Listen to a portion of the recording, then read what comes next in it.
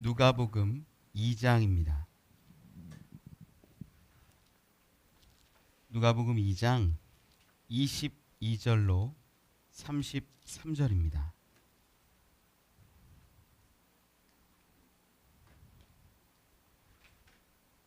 신약성경 89면에 있습니다. 누가복음 2장 22절로 33절의 말씀 우리 한 절씩 교독하겠습니다. 모세의 법대로 정결 예식의 날이 참에 아기를 데리고 예루살렘에 올라가니 이는 주의 율법에 쓴 바 첫 해에 처음 난 남자마다 주의 거룩한 자라 하리라 한 대로 아기를 주께 드리고 또 주의 율법에 말씀하신 대로 산비둘기 한 쌍이나 혹은 어린 집비둘기 둘로 제사하려 함이더라. 예루살렘에 시므온이라 하는 사람이 있으니 이 사람은 의롭고 경건하여 이스라엘의 위로를 기다리는 자라. 성령이 그 위에 계시더라. 그가 주의 그리스도를 보기 전에는 죽지 아니하리라 하는 성령의 지시를 받았더니 성령의 감동으로 성전에 들어가매 마침 부모가 율법의 관례대로 행하고자 하여 그 아기 예수를 데리고 오는지라. 시몬이 아기를 안고 하나님을 찬송하여 이르되 주제여, 이제는 말씀하신 대로 종을 평안히 놓아 주시는도다. 내 눈이 주의 구원을 보았사오니 이는 만민 앞에 예비하신 것이요 이방을 비추는 빛이요 주의 백성 이스라엘의 영광이니이다 하니 그의 부모가 그에 대한 말들을 놀랍게 여기더라. 아멘. 아멘. 감사합니다. 우리 옆에 있는 분들하고 인사 한번 하시죠. 잘 오셨습니다. 환영합니다. 메리 크리스마스 인사 한번 더 하셔도 됩니다.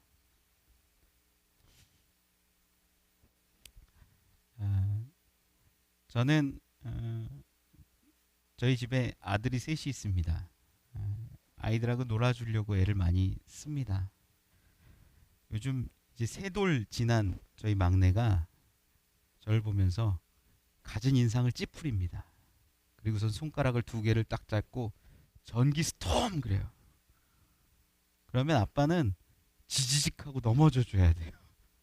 그걸 바란 거예요. 아이는 전기 스톰 하면 지직하고 딱 누면 아이가 흐뭇해하면서 자기한테 그런 능력이 있는 줄 알고 손가락을 한번 봤다 아빠를 한번 봤다 다시 제가 일어나면 또 전기 스톰 그럽니다. 스톰이 뭔지 아나 모르겠어요. 자신이 마치 어떤 만화나 영화의 그 영웅 주인공이 된 듯한 얼굴 표정을 짓습니다.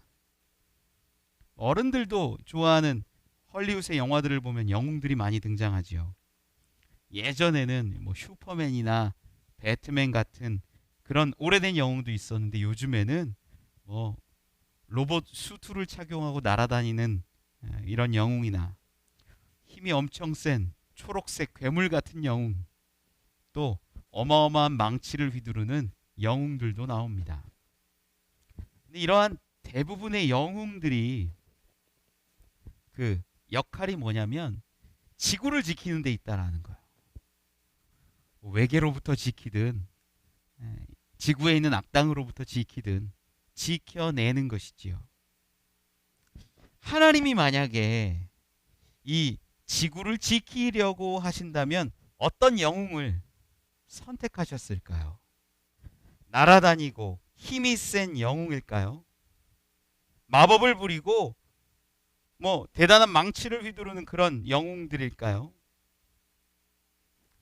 그런데 하나님이 선택하신 영웅은 그런 힘이 많은 능력이 많은 영웅이 아니라 상상 외로 힘도 없고 연약한 한 아기였다라는 것입니다.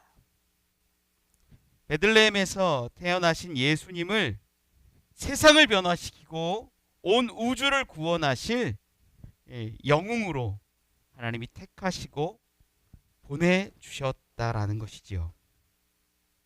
하나님의 마지막 방법이었습니다. 예수님은 힘과 권세로 이 세상을 굴복시킨 게 아니라 사랑으로 감싸 안으시지요.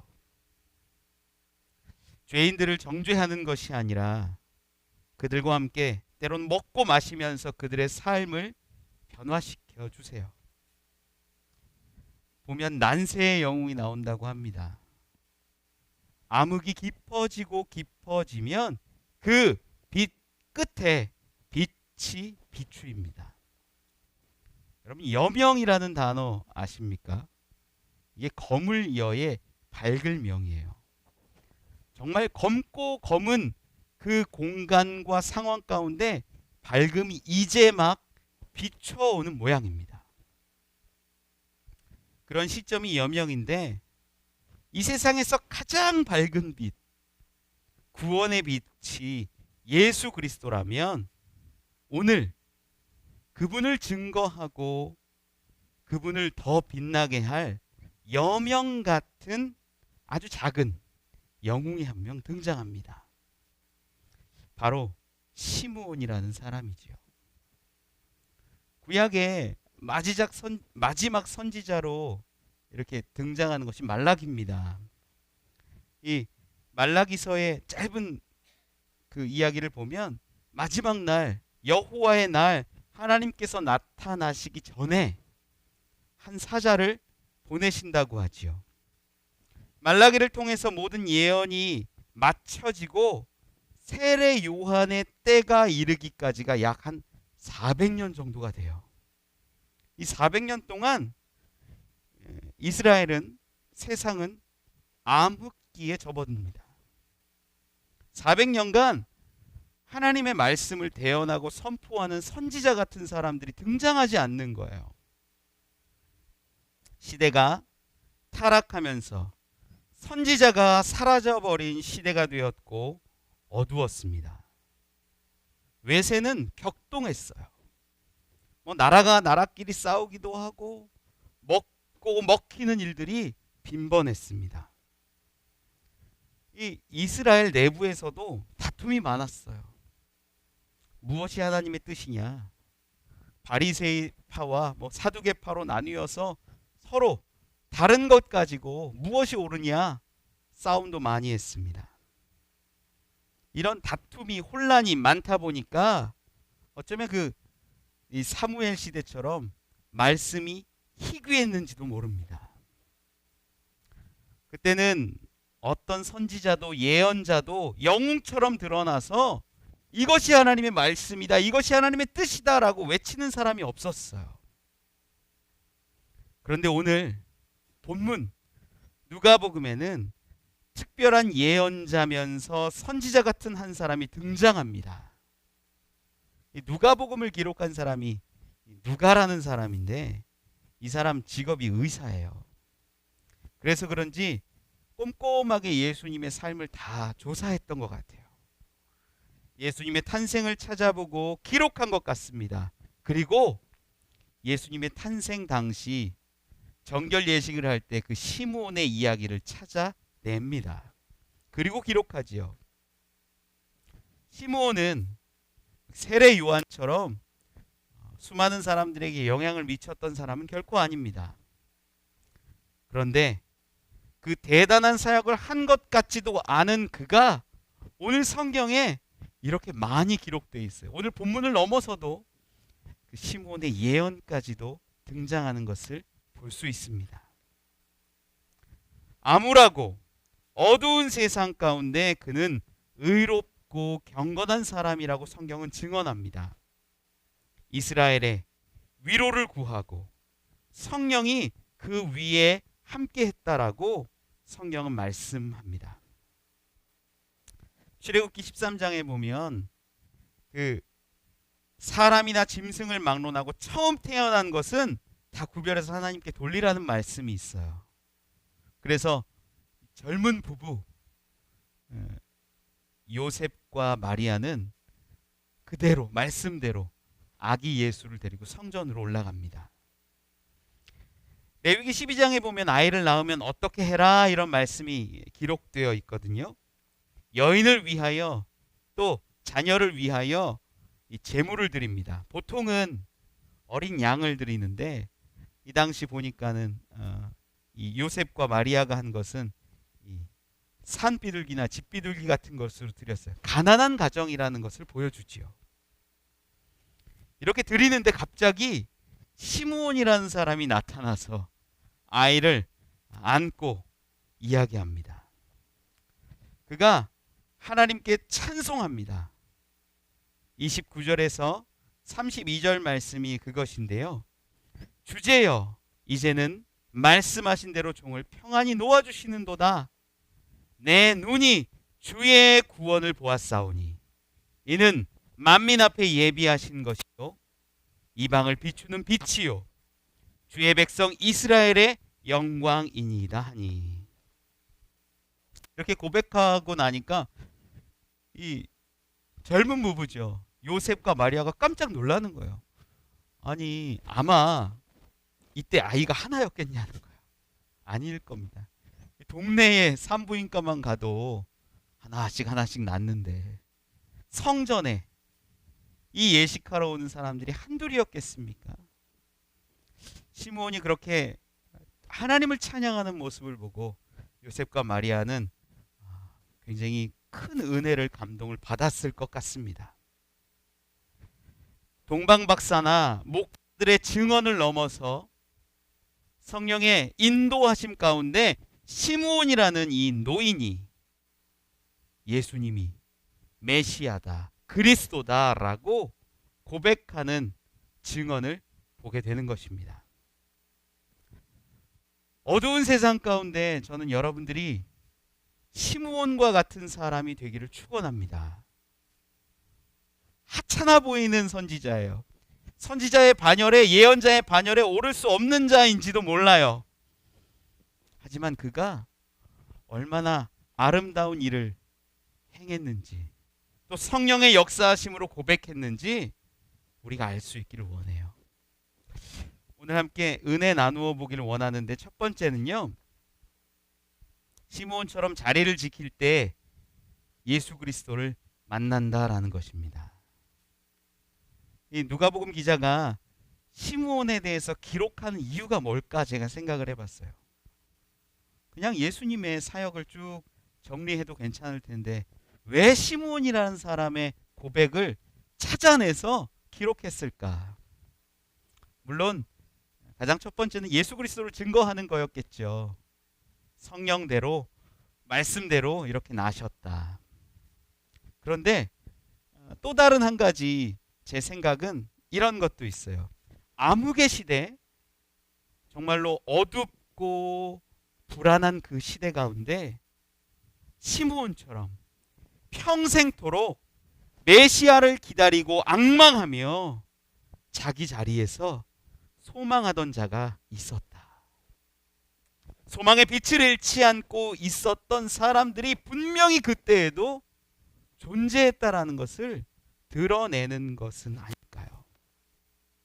의롭고 경건하며 하나님을 경외하고 성령님과 동행하는 인생이 정말 어둡고 무너져가는 그 유대 땅에도 분명히 있었음을 보여준다라는 것입니다. 세상이 혼란할 때 조용하게 자리를 지키는 신앙인들은 잘 드러나지 않습니다. 얼마 전, 몇 년 전 우리나라 정치판을 보면 제가 기독교인이라, 목사라, 그리스도인이라 교회 관련된 것들을 많이 보게 돼요. 보수와 진보가 다툴 때였어요. 보수는 보수대로 광화문에 모여서 촛불 집회를 하더라고요. 진보는 진보대로 서초동 앞에 모여서 이 촛불로 집회를 하더라고요. 저는 그 모습을 보면서 안타까웠습니다. 진보는 진보가 옳다, 이것이 하나님의 뜻이다라고 말하고요, 보수는 이것이 교회와 믿음과 신앙을 지키는 길이라 그렇게 외치고 있었습니다. 세상 가운데 그리스도인이라 하면 어느 한편에 속해야 할 것처럼 이야기하고 물어봅니다. 어떤 분은 저한테도 물어요. 목사님은 어느 편이세요? 여러분, 보수와 진보, 왜 그리스도인이 그 편에 속해야 할까요? 진짜 그리스도인은 어느 편에 서 있는가가 중요한 것이 아닙니다. 그때도 외세에 서야 되느냐, 민족주의적이어야 하느냐, 사두개인처럼 혹은 바리새인처럼 어느 쪽에 속해야 하는가 싸움이 많았다라는 거죠. 그런데 지금 시므온은 어디 있습니까? 성전에 있었습니다. 여러분, 성전을 지키는 것이 자리를 지키는 것 됨을 깨달으시기 바랍니다. 저는 시므온이 정말 대단한 예언자요 선지자라는 느낌이 있습니다. 평생을 의롭고 경건하게 살면서 자기의 자리를 지키고 있었다라는 것이지요. 그가 성전에 있었던 이유, 성경에 보니까 26절에 이렇게 기록하지요. 그가 주의 그리스도를 보기 전에는 죽지 아니하리라 하는 성령의 지시를 받았더니, 하나님이 보내주시는 메시아 그리스도를 보기 전에는 죽지 않겠다라는 분명한 성령의 메시지가, 지시가, 명령이 있었다라는 거예요. 얼마나 오래 기다렸던지 노인이 된 그 시므온이 이 아기 예수를 보고 만나고 나서 고백하는 것이 뭡니까? 29절에 이제는 말씀하신 대로 종을 평안히 놓아 주시는도다. 오랫동안 기다리고 오랫동안 그 자리에서 지키고 있었던 것이 좀 드러나는 것 같지 않습니까? 그는 믿음이 있었어요. 매일같이 성전에 올라왔을 것입니다. 매일 올라오고 하루 종일 기다리고 그곳에 앉아 있었을 것입니다. 수많은 아이가 왔을 겁니다. 아이들을 보고 그 얼굴을 살펴보고 부모를 봤을 수도 있습니다. 성령이 항상 감동하셨으니까 하나님 이 아이입니까? 하나님 이 아이입니까? 아마 시므온이 물었겠지요.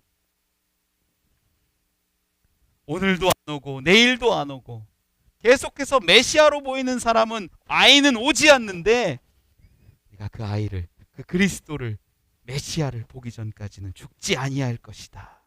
이 말씀을 믿고 성전에서 끝까지 기다리는 거였어요. 아마 그런 마음 있지 않았을까요? 반드시 성전에는 올 거다. 내가 여기서 길목에서 우리 주를, 그리스도를, 메시아를 기다렸다. 꼭 만나리라. 나에게 성령으로 주셨으니 내가 이곳에서 기다리리라. 그는 그렇게 자기의 자리, 성전의 자리를 지킵니다. 그곳에서 주를 앙망하고 기다렸을 것입니다. 저는 여러분들이 성령 체험을 바란다면 성령을 받을 만한 자리에서 기다리시기를 축원합니다. 은혜를 바라시면 은혜를 받을 만한 자리에서 구하시고 기다리시기를 축원합니다. 시므온처럼 길목에서 기다리고 있다가 인간 육신적으로 봤으면 지치고 힘들고 어려운 그 시점에 주님의 약속은 분명히 이루어진다라는 것이지요. 미국의 콜로라도의 한 산지에는 400년이 더 된 큰 나무가 있대요. 콜럼버스가 아메리카 대륙을 발견했을 때 그쯤부터 자라기 시작한 나무인데, 거의 뭐 미국의 역사, 문명이 이렇게 기록한 역사대로 따지면 그 나무를 연구하는 것이 큰 도움이 될 만큼 꼭 오래된 나무였답니다. 많은 이 학자들이 찾아와서 그 나무를 연구하지요. 조사를 해보니까 나무가 400년을 지나는 동안 벼락을 14번 맞았답니다. 벼락을 14번 맞고 400년이 지날 동안이었으면 그 얼마나 많은 풍파와 바람과 비와 이런 걸 맞았겠어요. 그런데 그런 폭우나 폭풍 가운데에서도 날아가지 않고 그 자리를 400년간 지켰다라는 것이죠. 그런데 나무가 몇 년 전에 급격하게 시들더니 죽어버렸답니다. 갑자기 나무가 죽을 만한 외적인 요인들이 없는데 죽은 거예요. 그래서 나무를 조사하던 학자들이 보니까 이 나무 안에 딱정벌레들이 파먹은 이 모양들을 발견한 거죠. 모진 풍파를 겪으며 버텼던 그 400년의 시간은 딱정벌레에 의해서 쓰러지게 되어버린 것입니다. 저는 우리 신앙의 삶도, 우리 인간들의 삶도 비슷한 것 같습니다. 고난이라는 이름으로 거세게 몰아치는 폭풍과 벼락은 오히려 잘 버텨내요. 그래, 이게 나에게 시험이다. 그래, 이게 나에게 유혹이야. 이겨내야지. 승리해야지. 말씀 붙들고 나아가야지. 그런데 우리에게 찾아오는 매일매일의 작은 걱정과 근심, 작은 유혹들은 오히려 기도하지 못하고 쓰러질 때가 더 많다라는 것이죠. 기도해야 하는데 기도하지 못한 사람들이 많습니다. 잠에 취해 있고 육신의 연약함 가운데 무너져 내리는 사람들이 얼마나 많습니까? 세상을 바라보면서 세상의 문제와 아픔 가운데 두려워하며 하나님의 전을 떠나는 사람들이 많습니다. 저는 여러분들이 시므온처럼 하나님의 전을, 자기의 자리를 지킬 수 있는 자들이 되기를 원합니다. 교회에요, 이 코로나 바이러스를 죽이는 제일 강력한 소독제가 있어요. 저는 여러분들이 이 자리에 나와서 기도할 수 있었으면 좋겠어요. 와서 난방 다 틀고 기도하세요. 편하게, 마음껏. 그리고 싹 뿌리고 나가세요. 우리가 같이 모여서 기도할 수 없고 우리가 함께 부르짖을 수 없지만 여러분들이 이 자리를 지킬 때, 기도할 때, 하나님 앞에 있을 때, 그때 예수님을 만납니다. 시므온은 그 자리를 결코 벗어나지 않았어요. 시므온은 지치고 힘들고 그 육신이 망가져가는 상황 가운데에서도 그리스도를 보기를 소망했어요. 여러분, 마음껏 기도하세요. 여러분의 자리를 지키세요. 그것이 그리스도를 만나는 분명한 길이 됨을 저는 믿습니다. 두 번째 은혜 나누었으면 하는 것은요, 위로를 기다리는 자에게 예수 그리스도께서 오셨다라는 것입니다. 시므온 사람 성경에 보니까 이스라엘의 위로를 기다렸다 이런 말씀이 있어요. 그는 구원자 그리스도를 보기 전까지 죽지 아니할 것을 지시받았어요. 예언이지요. 위로를 소망하는 자는 성령의 임재를 경험합니다. 의롭고 경건하여 이스라엘의 위로를 기다렸던 그에게 성령이 그 위에 계시다라는 말씀은 분명히 의미가 있어요. 그가 자기의 유익이나 성공이나 이런 것들을 구한 게 아니었어요. 이스라엘의 위로, 나라의 위로, 교회의 위로, 가정의 위로를 기다리는 자에게 하나님께서 성령으로 응답하시는 줄 믿으시기 바랍니다. 시므온은 의롭고 경건했다라고 기록하지요. 다툼과 싸움이 많은 그 상황 가운데서 이스라엘의 위로를 기다립니다. 하나님, 이 땅 고쳐주시기를 원합니다. 하나님, 이 땅 회복시켜 주시기를 원합니다. 하나님, 이 민족을 기억하여 주옵소서. 그가 구했던 것은 자기가 잘 되는 거 형통하거나 명예에 있거나 부를 갖는다거나 이런 게 아니었어요. 하나님 건강 주셔서요, 제가 장수할 수 있기를 원합니다. 이런 것도 아니었어요. 그가 구했던 것은 하나님 이스라엘에 위로를 주시기를 원합니다. 성령이 함께 하시고 성령의 함께 하심으로 인하여서 그가 받았던 또 하나의 능력이 있는데 그게 뭐냐면 영안이 열리는 거였어요. 영안이 열립니다. 시므온은 의롭고 경건하고 이스라엘의 위로를 구했기에 성령이 함께 하시고 예수님을 만났을 때 깨달았던 거예요. 보였던 거예요. 그 길이 보이고 예수 그리스도 그 존재 자체를 볼 수 있게 된 것이지요. 이분이 그리스도구나. 이분이 메시아구나. 이방의 빛이요 만민의 구원자 되시는구나. 온 우주를 구원하실 분이구나. 그의 영안이 깨어지고 나서 보게 된 것입니다. 성경에 보니까 마리아나 요셉이 이 아이는 동방박사에게 예물을 받았습니다, 이런 기록이 없어요. 그저 가만히 정결 예식대로 갔을 뿐인데 시므온이 알아챕니다. 시므온이 바로 알아봐요. 왜요? 위로를 구했기 때문에. 이스라엘의 위로를 바라고 소망하는 자에게 성령이 임했기 때문에 그의 눈이 열렸다라는 것입니다. 저는 여러분들에게도 의로움이 있기를 원합니다. 경건함이 있기를 원합니다. 가정의, 나라의, 민족의 위로를 구할 수 있는 사람들이 되기를 원합니다. 어떤 분들은요, 입술에 이 위로가 아니라 싸움을, 불평을 달고 사는 분들이 계세요. 아마 그 마음 깊은 곳에는 사랑이 있겠지요. 관심이 있겠지요. 그런데 실수하고 잘못하는 모습들을 보면서 개판이다, 이래서 되겠냐, 비판하고 따지고 싸웁니다. 정작 그 입술에 위로와 사랑과 관심은 사라지고 반목과 다툼만 가득한 것은 아닐까요? 한국 교회가 지금 많이 아픕니다.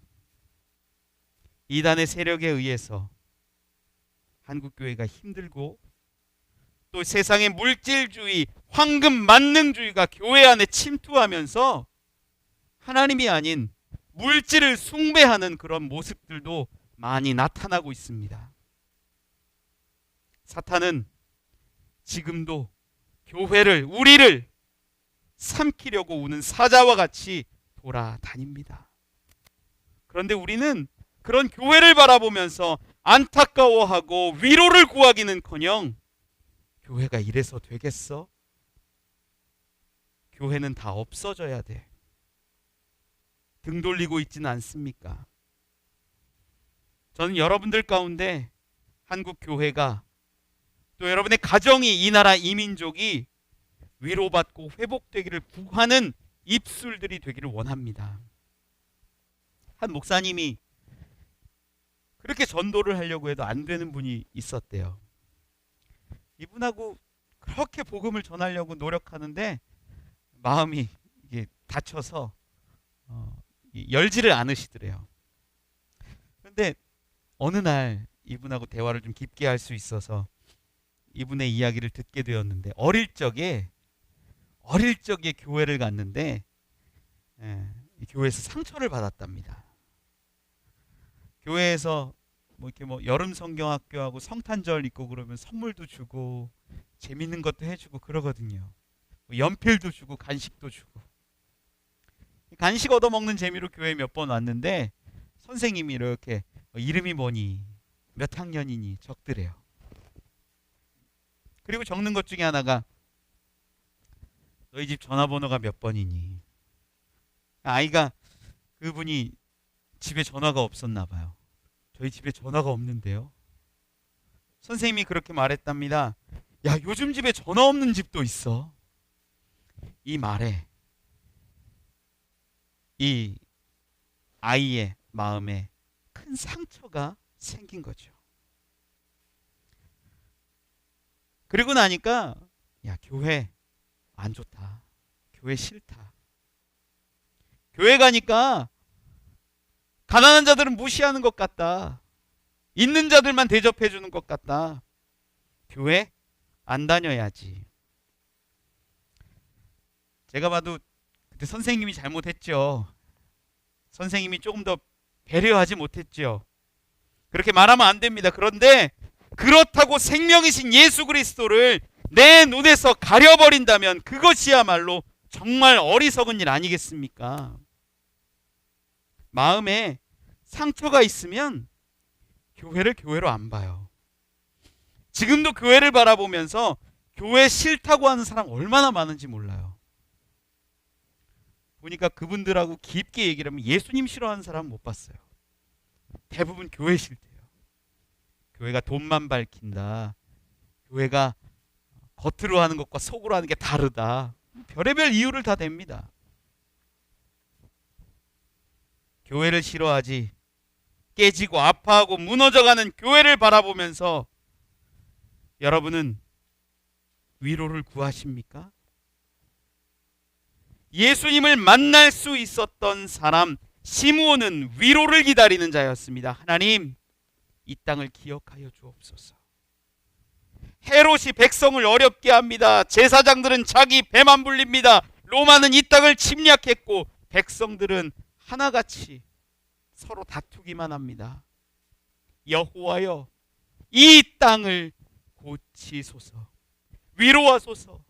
하나님의 빛을, 메시아를 보내주시옵소서. 이렇게 기도하지 않았겠습니까? 여러분의 삶이 팍팍하고 지치고 힘들지라도 입에 탄식이 있고 불평이 있기보다는 그 가운데 나를, 주변을, 우리를 위로하는 고백이 있기를 원합니다. 옆에 분하고 한번 인사해 보세요. 힘내세요. 제가 기도하겠습니다.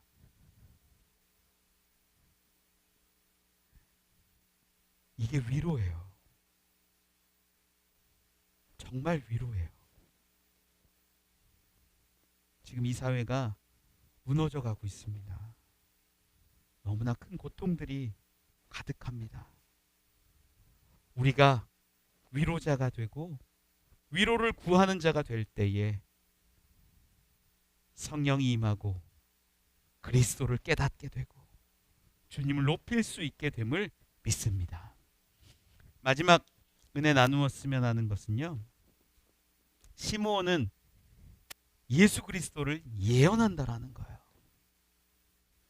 이 구원자라는 것은요, 사실 언제 어디서나 있을 수 있는 거예요.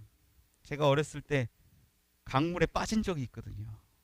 수영하다 빠진 건데 강물에 빠졌을 때 허우적대는데 그때 저 아직도 기억나요. 그 물속에서 누군가가 손이 이렇게 쓱 나오던 장면.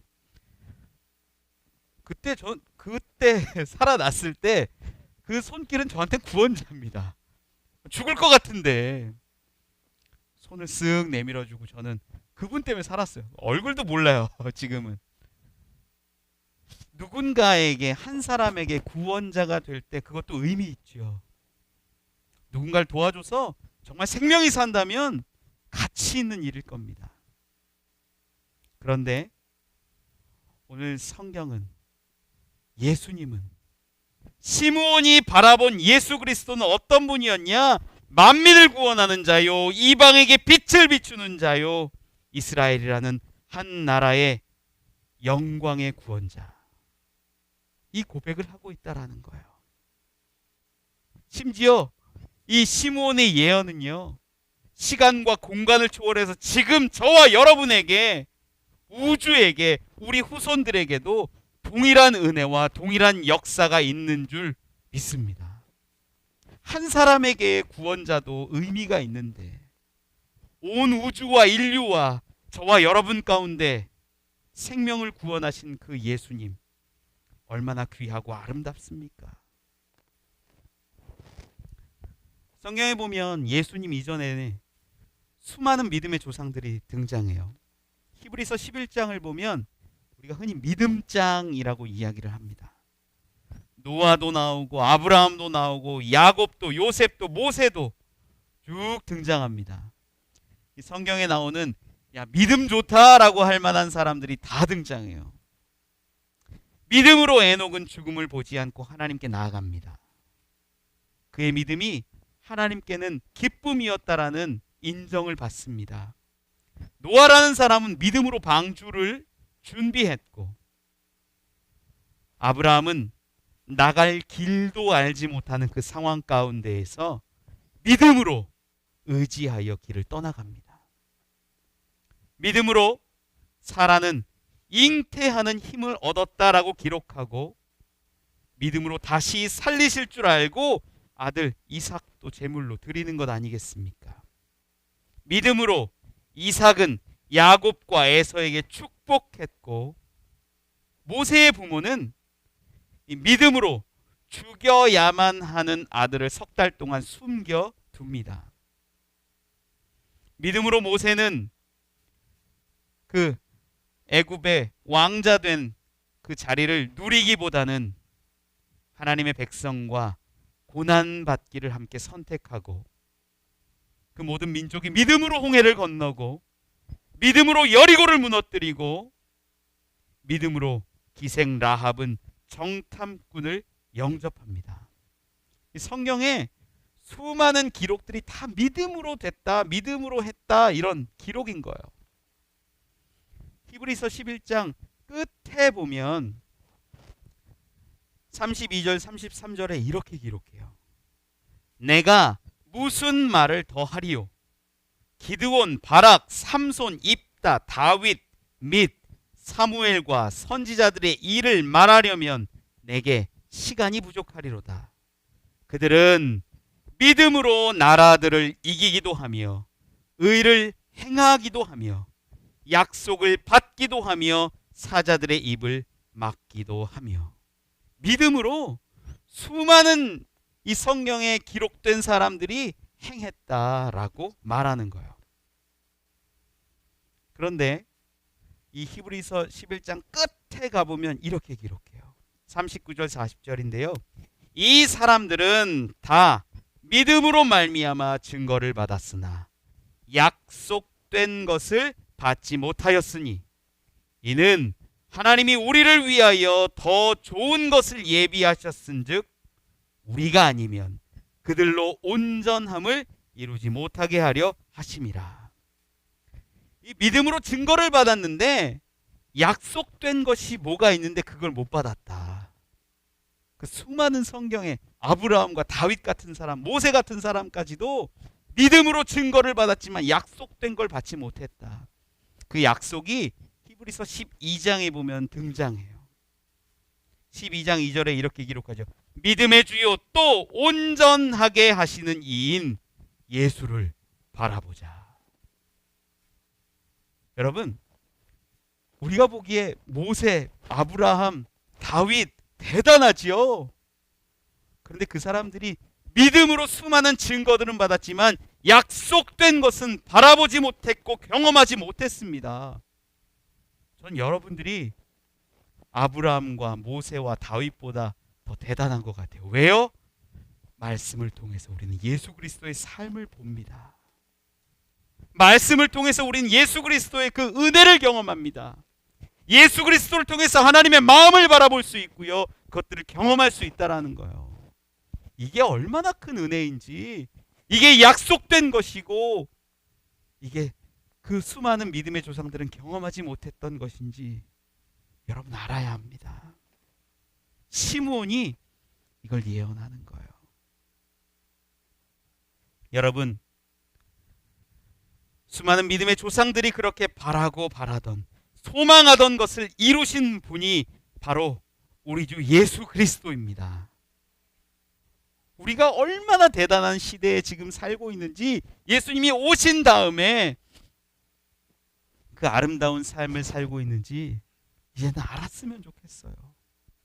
지금도 내가 모세처럼 그 시대에 이스라엘 백성이면 구름 기둥을 보고 불 기둥을 볼 텐데 나에게 그런 증거들이 있었으면 좋겠다.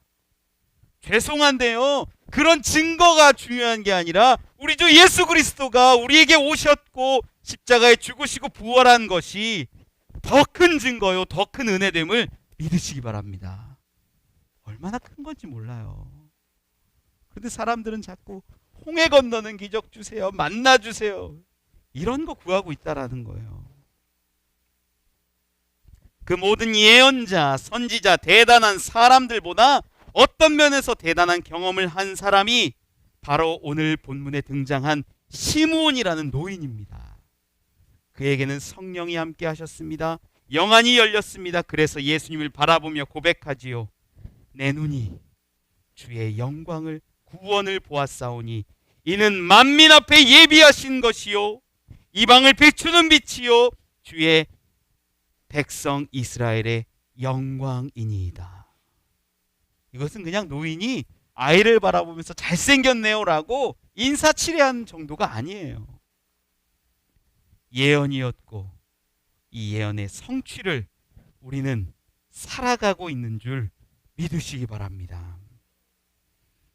시몬의 이 고백이, 이 선포가 분명히 반드시 이루어지고 이루어진 줄 믿습니다. 그의 선포대로 수많은 사람들이 지금도 예수 그리스도를 영접하고 믿고 고백하고 있다라는 거예요. 참 감사한 것 중에 하나가 우리 교회 집사님이 계신데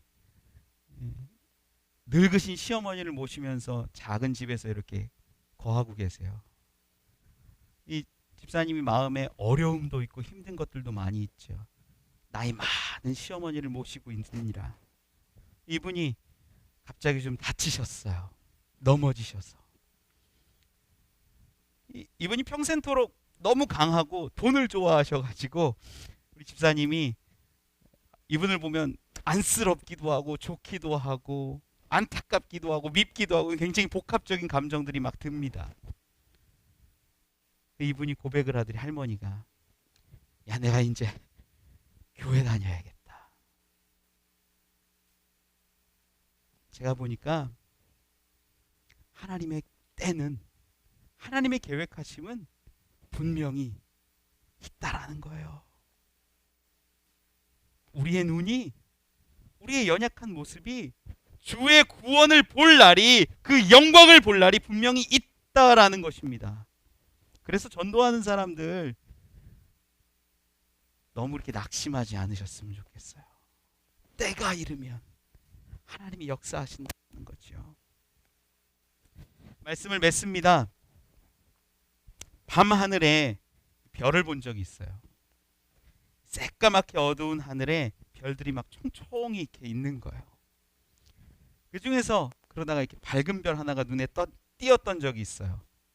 제가 뭐 별자리를 잘 알지 못하는데, 야, 이건 무슨 별일까? 어렸을 적에 과학 시간에 배웠던 걸 막 더듬으면서, 야, 이게 카시오페아인가 보다. 야, 이게 북극성인가 보다. 이런 기억이 납니다. 여러분, 별은 떠오르는 것이 아니라 항상 그 자리에 있는 거죠. 그죠? 낮에는 태양빛 때문에 너무 밝아서 그 별이 보이지 않고, 밤이 되면 어두움으로 인해서 까만 바탕에 빛이 보이는 것입니다. 지금 우리의 삶이 어두운 시기라면 밝은 빛 되신 우리 주 예수 그리스도를 바라볼 수 있기를 원합니다. 시므온처럼 경건하고 의로우며 이스라엘의 위로를 기다릴 때 우리에게 빛 되신 주님이 찾아오시는 줄 믿습니다. 만약 우리의 삶이 잘 나가고 성공 가도를 달리고 있다면 그때에도 우리에게 밝은 그 상황 가운데에서도 밝은 보석 같은 빛이 빛나고 있음을 잊지 않기를 원합니다. 인생의 어두운 시기는 분명히 옵니다. 북극성처럼 변치 않는 그리스도의 빛이 우리를 비추고 있음을 잊지 않기를 원합니다. 시므온은 경건함으로, 의로움으로 주를 바라고 기다렸습니다. 그리고 성령의 감동으로 예수 그리스도를 이분이 메시아구나, 그리스도구나 단번에 알아봅니다. 수많은 사람들은 예수님의 기적을 보고 쫓고 능력을 보고 따라왔습니다. 먹을 것을 주었을 때만, 병을 낫게 해줄 때만 감사하기도 했습니다. 하지만 시므온은 경건하고 의롭고 이스라엘의 위로를 기다림으로 성전에서 자리를 지키며 앙망하고 기다릴 그때 아기 예수가 그리스도인 것을 깨달았습니다. 우리